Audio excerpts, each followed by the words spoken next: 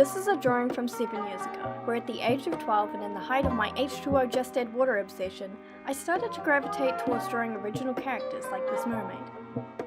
Today I'm going to be recreating this image, in reflection not only of my art skills, but of my attitude towards art as a whole.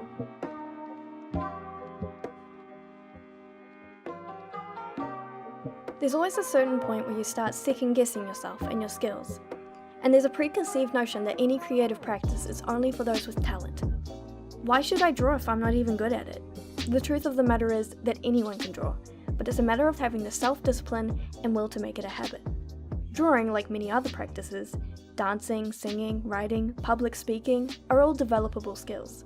To quote the eloquent words of Aaron from Game Grumps, Do you think I came out the pussy drawing fucking Mozart? I do. that is to say, no one is born with the ability to create immaculate pieces of art, and therefore you shouldn't let lack of talent or skill stop you. There are a lot of things I admire about my child self and approach to art, and I think it's important to take a step back and remember why you do what you do and how you approached it in the beginning. While I take a lot of inspiration from the art and media I consume, the biggest source of motivation and inspiration can often be from yourself. You don't always need external things to help you get better at art, so if you resort to thinking, if only I had a Cintiq tablet or these expensive brushes, you won't be able to focus on what's important in achieving your goals. I think the most charming quality about young children's art, from the moment they first pick up a crayon or pencil, is the concept that they are able to take something from their mind's eye and directly translate it visually. As soon as you have drawn an image, no matter how terrible you perceive it to be, you have your very own creation. You have made something using your mind and your hands, and that in itself is incredible. As we get older, we start to draw less from our imagination and more from symbols we recognize. We have this idea of what an eye looks like, or a car, or a house. For me, I think a hard part of growing as an artist can be trying to get away from drawing these symbols or stereotypical representations of objects.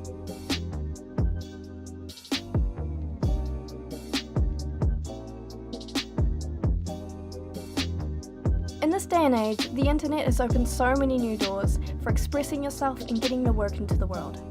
In a time where there's knowledge at your fingertips, there's never been a better time to start a new skill or hobby. But what can be discouraging is comparing yourself to others. With time, I've begun to see more and more incredibly awesome artworks from especially young artists on the internet. As an artist, seeing this can either be very discouraging or very inspiring, depending on your mindset. One important thing to always remember is that you're not any other artist. You have a completely different mind, experience, way of thinking, and environment to everyone else. You're simply not compatible enough to compare your work's value with anyone else's. That's not to say that there aren't times and places where your works will be valued and compared, but the important thing is that art isn't a competition. The only work you should be comparing with is your own. In my opinion, it's never too late to pick up art. It's definitely faster to develop a skill at a young age, but so long as you have the will to, you can grow just as easily. Art can entail a lot of things. While one form of art might not be for you, it doesn't mean there isn't something you could thrive at. And at the end of the day, art is about communicating an idea. How you go about translating your ideas from your mind to real life is entirely up to you. At the time of my original drawing, I was attempting to expand what subject matter I drew. It was at a time where I was an avid writer, and so the purpose of most of my art was to expand on my writing and the characters within it. Even today, I think limiting what I draw can possibly be something that holds back my own progress.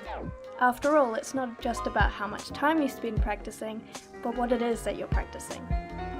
But at the age of 12, when drawing was just for fun and not something I was studying a degree on, the focus was clearly not on being good. And with all activities and hobbies, it's okay not to be good at it. Especially when our personal idea of good changes as our skills do. Having your goals on getting better, or simply just enjoying yourself, are much more healthier approaches.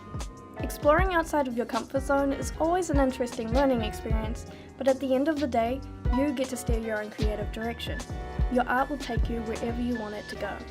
Keeping all of my art means I get moments like this, where I can look back and see I've reached a point that my younger self would be proud of. With all things in life, growing and upskilling is an ongoing process. The important thing is to not wait until you're good enough, and to focus on what you get out of creating. Perhaps the hardest part of the journey, and most important, is letting your art suck.